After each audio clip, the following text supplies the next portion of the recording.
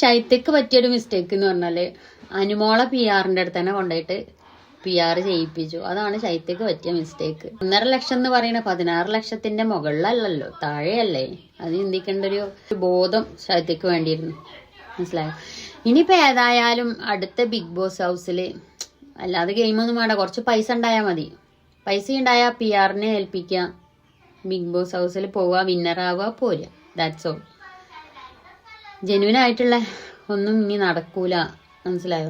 ഇപ്പൊ കഴിഞ്ഞ പ്രാവശ്യം അഖിലേട്ടനൊക്കെ ഇങ്ങനെ പറഞ്ഞിട്ടുണ്ടായിരുന്നു, ജാസ്മിൻ ജാഫറിനെ ഹൈലൈറ്റ് ആയിട്ട് ഇങ്ങനെ പോയപ്പോ എനിക്ക് തോന്നുന്നത് ഇതിലും ഭേദം ജാസ്മിൻ ജാഫറിന് കപ്പ് കിട്ടുന്നതെന്നും തോന്നുന്നു. കാരണം അത് അത്രക്കെങ്കിലും എഫേർട്ട് എടുത്തിട്ട് ആ ബി ഹൗസ് ജാസ്മിന് നിന്നിട്ടുണ്ടായിരുന്നു. ഗബ്രിന്റെ ആ ഒരു ഇഷ്യൂ മാറ്റി വെച്ച് കഴിഞ്ഞാല് ഗെയിമിലാണെങ്കിലും ജാസ്മിൻ ജാഫർ നല്ലോണം എഫേർട്ട് എടുത്തിട്ടുണ്ടായിരുന്നു.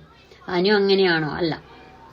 അപ്പൊ എനിക്ക് തോന്നുന്നത് അതാണ്. അപ്പൊ അഖിലേട്ടന് കഴിഞ്ഞ പ്രാവശ്യമൊക്കെ ജെന്യുവനായിട്ട് സംസാരിച്ചിരുന്ന അഖിലേട്ടനെ ഇപ്പൊ ഇതാക്കണം ഇങ്ങനെ തിരിഞ്ഞത് എന്തുകൊണ്ടാന്ന് എനിക്കറിയില്ല. കാരണം എനിക്ക് യാതൊരു ക്വാളിറ്റിയും തോന്നാത്തൊരു വ്യക്തി തന്നെയാണ്. എനിക്ക് നല്ല മിക്ക ആൾക്കാർക്കും തോന്നാത്തൊരു വ്യക്തിയാണ് അനുമോള്. പിന്നെ അനുമോളിന്റെ അന്ധമായിട്ടുള്ള ഫാൻസ് ഉണ്ടാവും. എനിക്ക് അനുമോളെ ഇഷ്ടമുള്ള ഒരു വ്യക്തിയെന്നു ഞാൻ സത്യം പറയല. സ്റ്റാർ മാജിക്കിൽ ഭയങ്കര ഇഷ്ടമുള്ള ഒരു വ്യക്തിയെന്നു ഞാൻ. പക്ഷേ ബിഗ് ബോസ് ഹൗസിലേക്ക് കയറിയതിന് ശേഷം അനുമോളെ എനിക്ക് ഇഷ്ടമില്ലാണ്ടായി.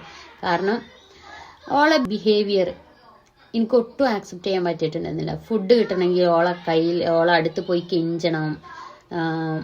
പിന്നെ അതേപോലെ അവിടുന്ന് എന്തെങ്കിലും ഉണ്ടാക്കി കഴിക്കണമെങ്കിൽ ഓളെ പെർമിഷൻ വേണം. ഇതൊക്കെ തന്നെ അല്ലേന്നോ സത്യത്തില്. എന്നാ ഓക്ക് എന്തും ചെയ്യാം. ഓക്ക് ഏത് പാതിരാത്രിയിലും ഇന്നോട്ട് മുട്ട പൊരിച്ചുകാണ്ട് കഴിക്കുക ഒക്കെ ചെയ്യാം. ഓളെ പെർമിഷൻ വേണമെന്നുള്ളൂ. അങ്ങനെയായിരുന്നു ആ ബിഗ് ബോസ് ഹൗസ്. അതായത് ഒരു അമ്മായിയമ്മ ലെവല്. മനസ്സിലായോ? അത്ര തന്നെ.